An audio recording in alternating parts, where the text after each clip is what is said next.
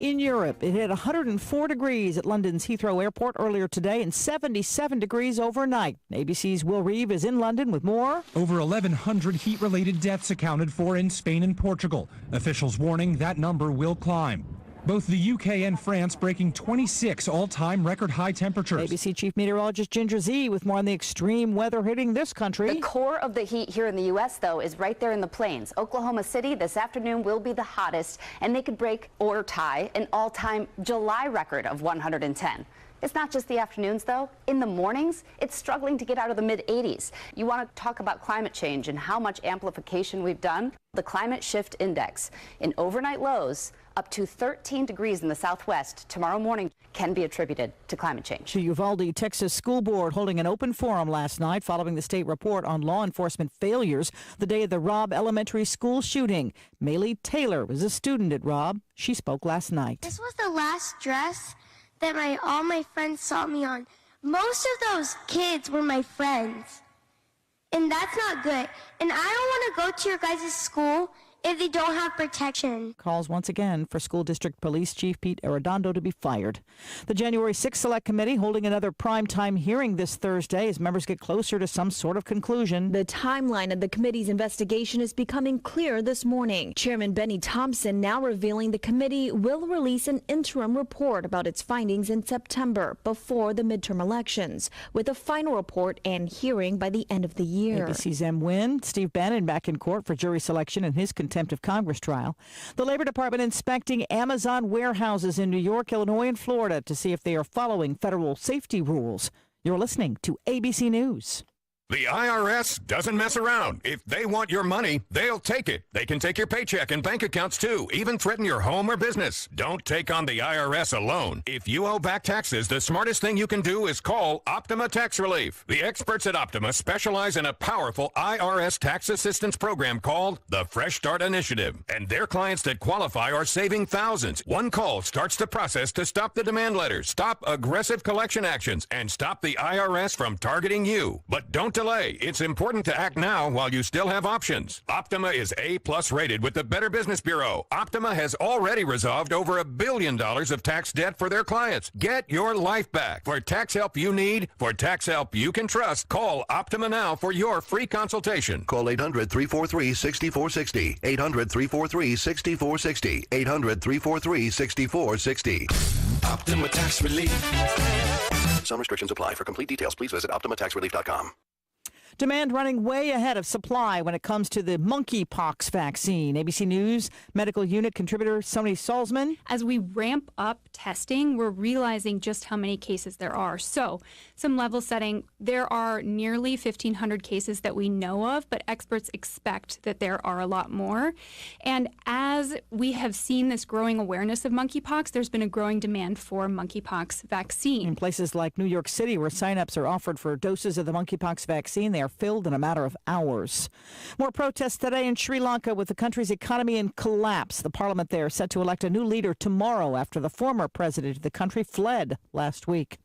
A sky-high glass ceiling broken at one of the most famous flight teams in the world. Lieutenant Amanda Lee from Mounds View, Minnesota will be flying high with the Blue Angels. I'm a pilot first, a person second, and my gender isn't really an issue. The selection process is rigorous, according to Captain Greg McWhirter, who spoke on the phone to our station in Pensacola, Florida. The people that they choose for the team are not only of the right skill level, but of the right mindset. In a typical year, the Blue Angels perform at least 60 shows across the U.S. at dozens of locations. That's ABC's Mona Kosar Abdi. Before Lieutenant Lee can take her seat with the Blue Angels, however, she'll go through 5 months of flight training. This is ABC News. I was 53, divorced, and ready to get back out there. I was unsure about dating sites, but I signed up for Silver Singles and quickly met Lily. Mark and Lily rediscovered the romance they deserve on Silver Singles, the secure dating site for 50-plus singles who know what they want. Lily's a lover of the great outdoors like me, and we instantly connected over it. If you're like Mark and want to rediscover that feeling, sign up today at silversingles.com/love. That's silversingles.com/love. I'm Sherry Preston, ABC News. Circle B is the place to be in Rutherford County. Enjoy delicious smoked cooked barbecue plates or sandwiches, plus all the sides that you love with barbecue. All food is prepared fresh daily. Circle B is a family-owned business, so eat local and support local businesses. They also offer catering. Any event you have coming up, call on Circle B Barbecue, 828-395-2140. Hours are Thursday, Friday, Saturday, Monday, 11 till 9, and Sundays, 11 till 3. So if you just passed them, circle back to Circle B, 135 West Main Street in Spindale. We're looking at highs in the lower 90s for this afternoon. You factor in the humidity, it's going to feel like 100 degrees out there. Make sure you're staying hydrated. We also have a chance of seeing a few passing showers and thunderstorms. It's a low probability for today, but areas across the south and east have a better chance of seeing some storms this afternoon. Tomorrow, highs will reach the low to mid-90s with another chance of afternoon storms. I'm meteorologist Peter Sherwood in Weather Center.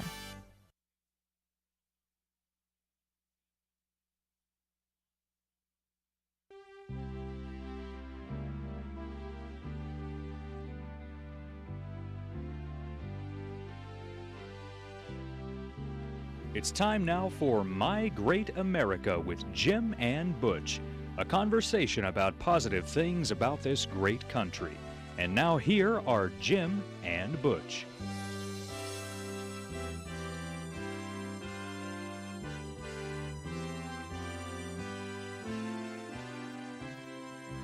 Well, good morning, Butch. Welcome to the Blue Room.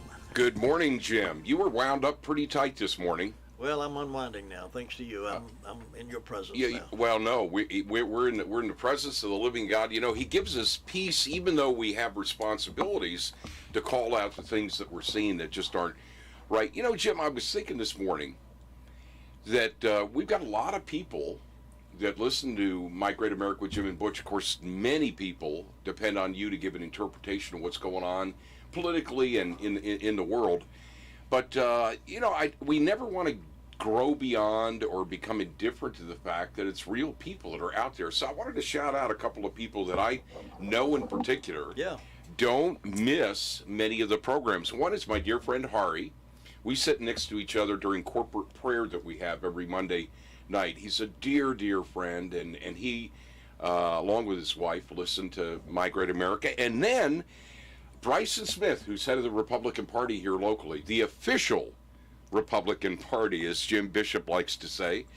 Bryson Smith has got an Aunt Doris. Aunt Doris. Aunt Doris. Listen, she lives, as I understand it, in Polk County, but Bryson said she basically does all of her shopping and business in Rutherford County. Well, good for her. So, Hari, Edith, dear Edith, Gerald, Linda, lots of folks with real names, and we just want to let you know we appreciate any of you that come every Tuesday and Thursday from 9:05 to 9:30 to My Great America with Jim and Butch. It's our heart and it's our hope that we can be some encouragement, some information, some illumination, some just really a light of fire for people to go out and make a difference in the community. And I want to apologize for those folks who missed it on last Thursday, I guess. It's Tuesday, right?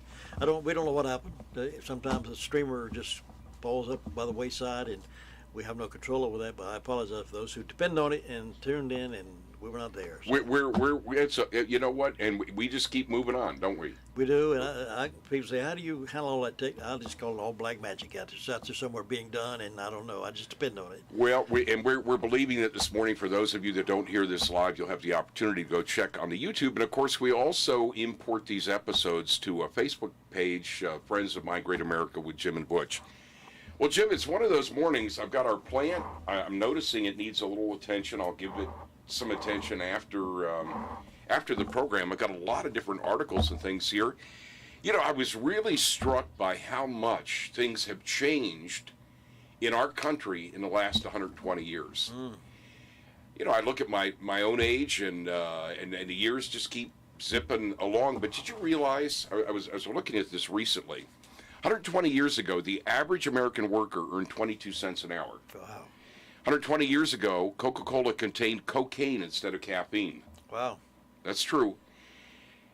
120 years ago, the average life expectancy in the United States was 47. That'll arrest your attention, Yes, won't it it? will. Only 14% of the homes in the United States had a bathtub. There were only 8,000 cars and 144 miles of paved roads in the United States. The maximum speed limit in most cities was 10 miles an hour. Only 8% of the homes had a telephone. A 3-minute call from Denver to New York City cost $11, 120 years ago. Alabama, Mississippi, Iowa, and Tennessee were each more heavily populated than California 120 years ago. More than 95% of all births in the United States took place at home. Most women only washed their hair once a month and used borax or egg yolks for shampoo. Oh, wow. Isn't that something? That's changed today. Just two more. 120 years ago, there had not yet been the discovery of plutonium, insulin, or antibiotics, Scotch tape, crossword puzzles, or iced tea. And then finally, there were no official holidays for Mother's Day or Father's Day 120 years ago. So, you think about it. I thought about this especially because we just lost a very dear and sweet person, the oldest registered voter, Republican voter, just voter, period, in Rutherford County, Corinne McDaniel. We called her Aunt Corinne. 102. Died at 102 years old. March of 2020, the Daily Courier featured her because she had such a strong passion. Everyone should get out there and vote. 100 years old. So I don't care how many pains or what your rheumatism is doing. She gave this clarion call. Everyone should vote. And she went home to be with Jesus this last week. We had a phenomenal memorial service. Let me read this to you. It was so kind, and I really appreciated it, as did the family, even more so than me.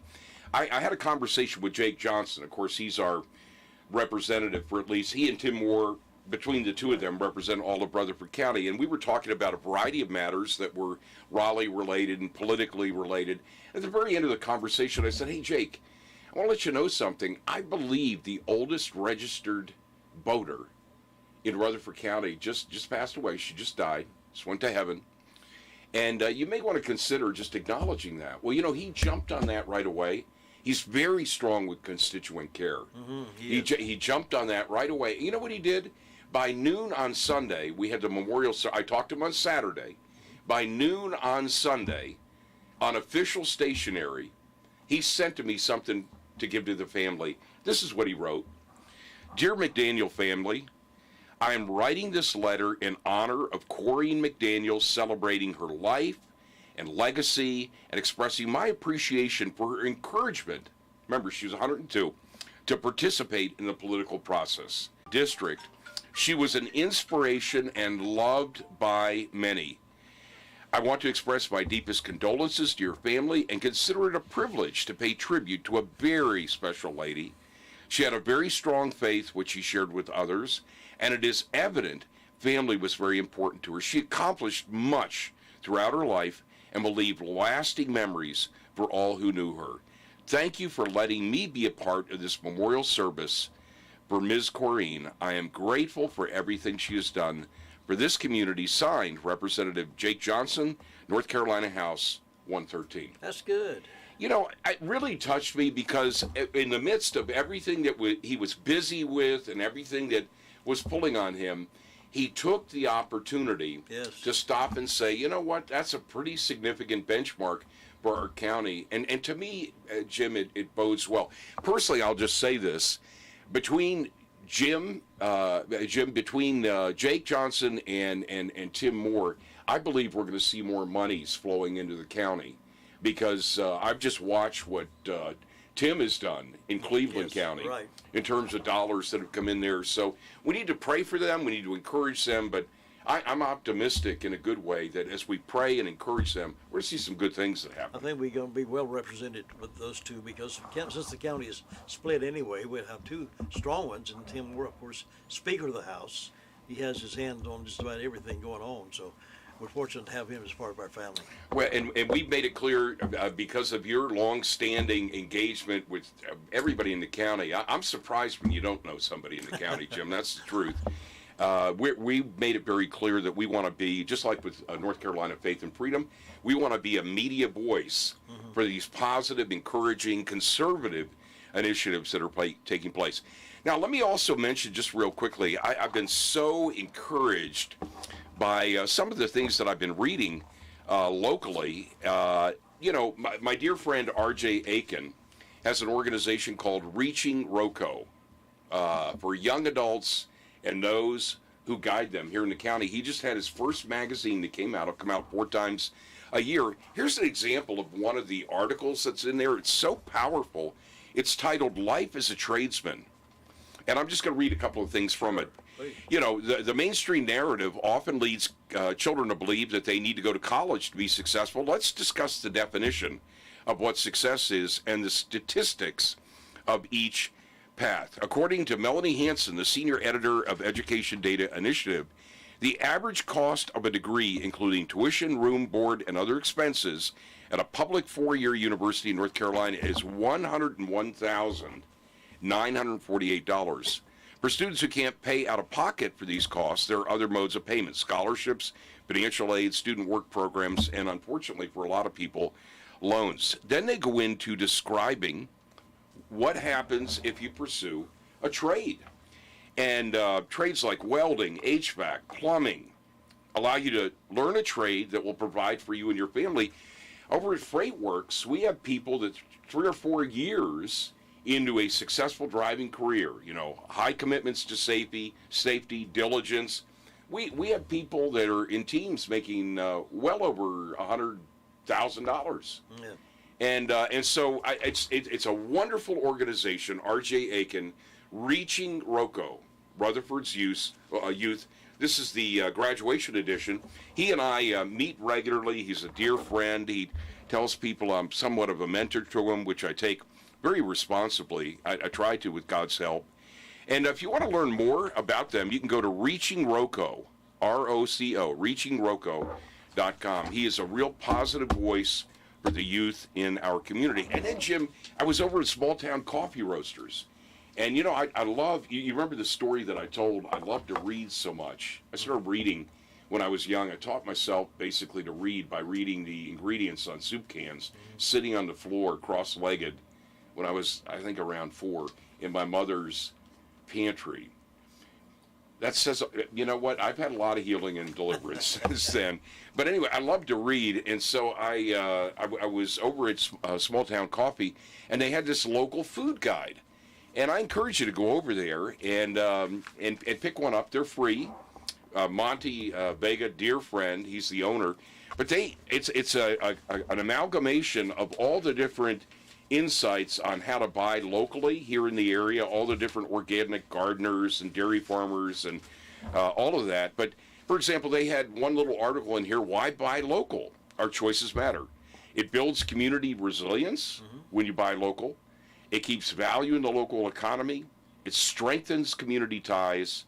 It supports our health. Shopping for local food is a way to be mindful about how we eat. We're more likely to cook for ourselves and eat more whole, unprocessed foods, especially fruits and vegetables. We create the food system we want. When we choose local, we exercise our power to change the food system. We fight for one that is more transparent, more supportive of our farms, workers, environment, community, and we celebrate our local character and heritage.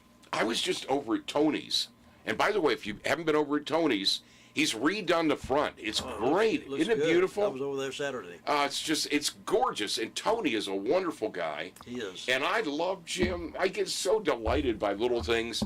When he sends out his assistant there to thump the watermelons and find a good one, or thump the melons and find a good one, you know, I tell her, I said, you know what, you make this such a wonderful and delightful shopping experience. But he has somebody over there. We're going to have her call in at some point.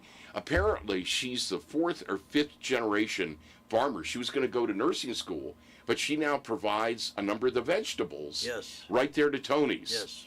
And she drove up with a little flatbed trailer and took all of these things off. And I talked to her. She said, I'm delaying my going to nursing school if this can go pretty well for me. So we want to encourage her. We're going to have her on the air at some point. Good. I bought some tomatoes that they raised. Tony told me about the farm I thought his tomatoes were fantastic. Do you call them tomatoes or maters? Maters. Tomatoes. Okay. Sometimes I call them maters, depending on the mood I'm in. I try to live truly and speak truly, and Todd keeps trying to get me to speak differently, and it's just not working. I'm just going to let Jesus guide what I say. But some people say maters, right? Maters, oh yeah. Maters? Maters. And taters? Taters. Okay, speaking of taters, Bryson Smith, head of the official Republican Party here in Rutherford County, young man, hard worker, works with his dad, Clay, doing concrete work all over the county. He sent me a video of, I think, his grandfather on a tractor turning up rich soil. And you know what I saw coming up? Taters. Taters. Yeah. These white jewels that were coming up. Oh, yeah. And little things like that are just so, they're delightful for me. You got sweet taters, you got Irish taters. What's the difference? Sweet taters are sweet and Irish taters aren't. And there you have it, folks.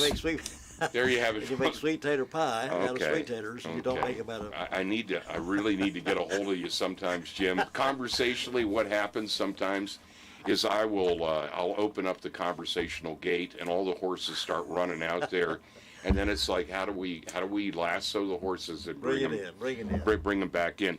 So anyway, whether it's this wonderful local food guide that you can get over at Small Town Coffee Roasters, or an early 20s woman that's out there farming, doing it the way that they used to. You know, we're seeing the death of American farmers and farm families. See that up in Lancaster, Pennsylvania, rich farmland being sold to make condominiums and the like. So whether it's local food guides or R.J. Aiken trying to make a difference among the young people in our county through reaching ROCO, or even, you know, I had a wonderful meeting. You know, like I've got all these brochures and things today, like the Walking Chamber of Commerce. We love Cindy Cobb and the good work she's doing over there as well, too. Had a meeting here recently with Birgit over at Economic Development, and then also with Don Kasem.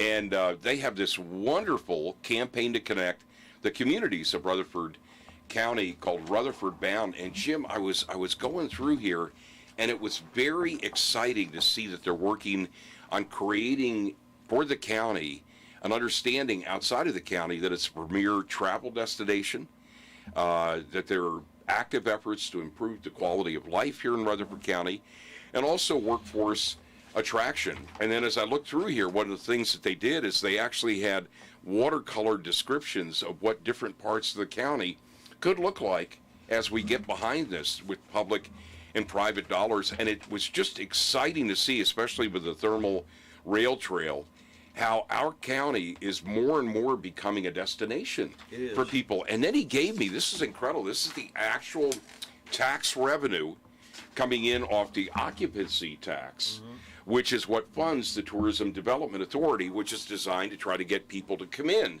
to Rutherford County. And Jim, I'm looking at the numbers here. In recent months, and the months are up 16%, 19%, 15%, 12%, 14%, 9, 7, 8, 8, 10.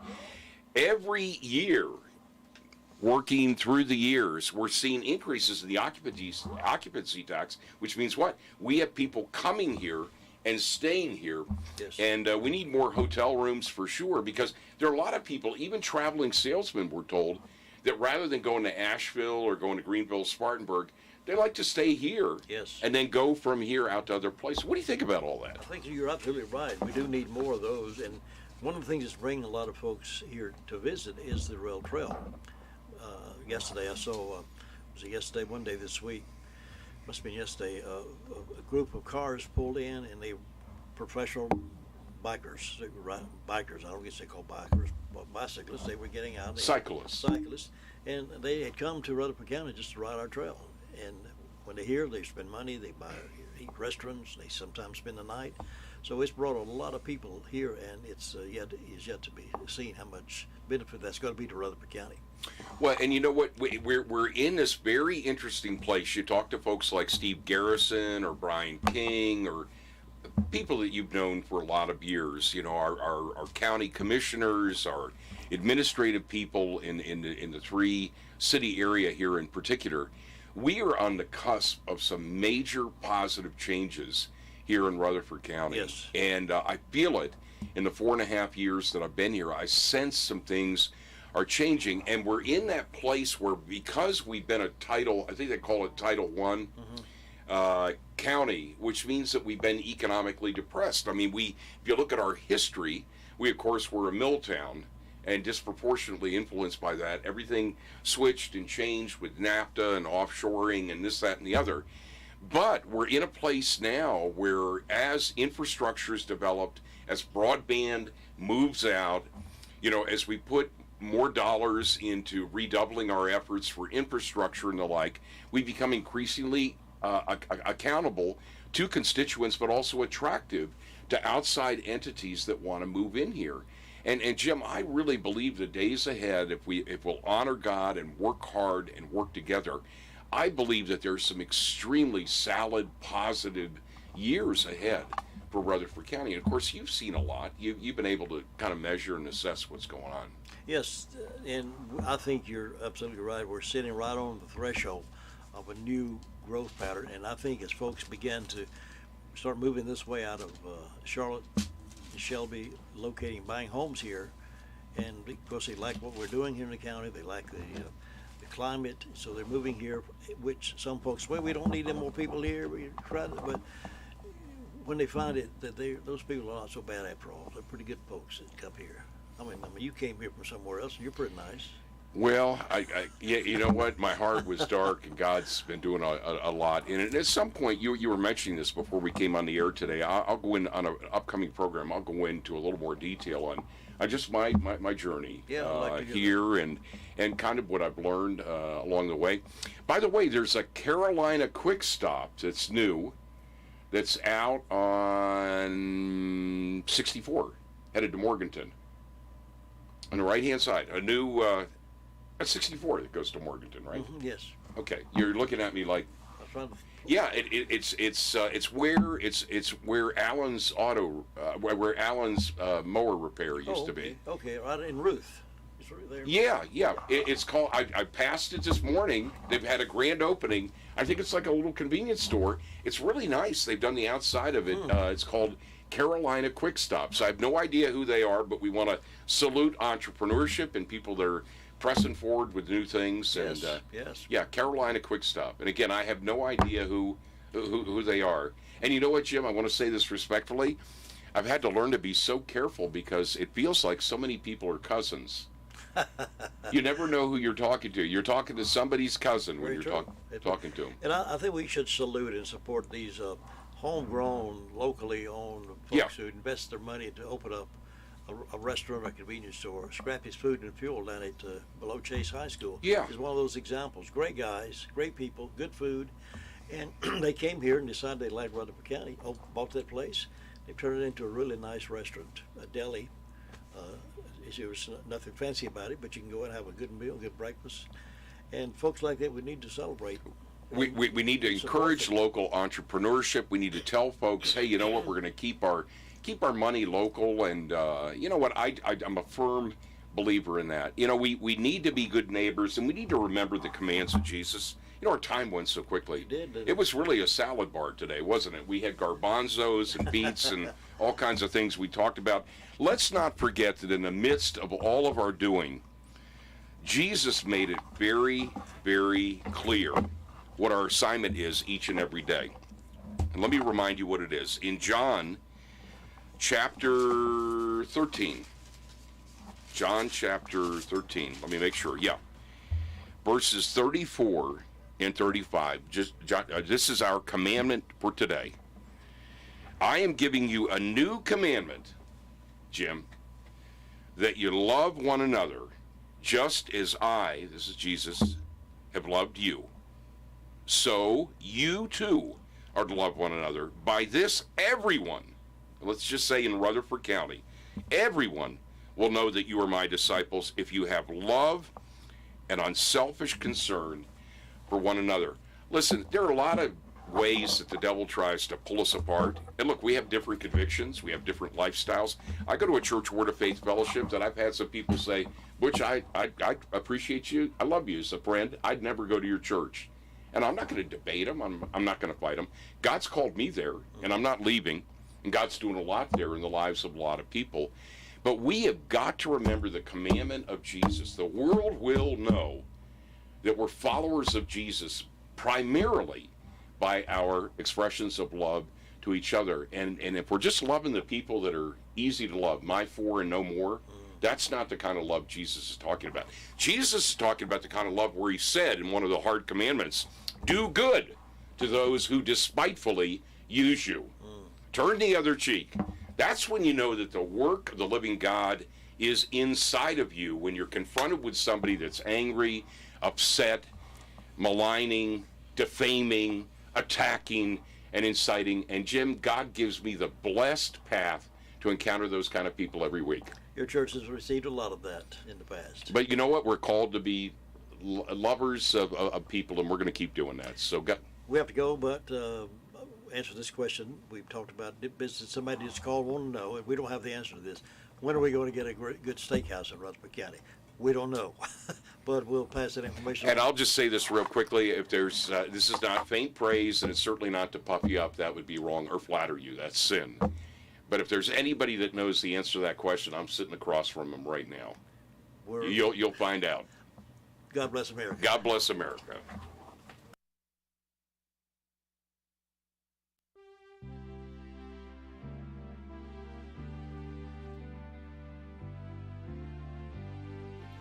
Thank you for joining us for My Great America with Jim and Butch. Join us each Tuesday and Thursday morning at 9:05 for this enlightening program on 100.9 FM and 590 AM.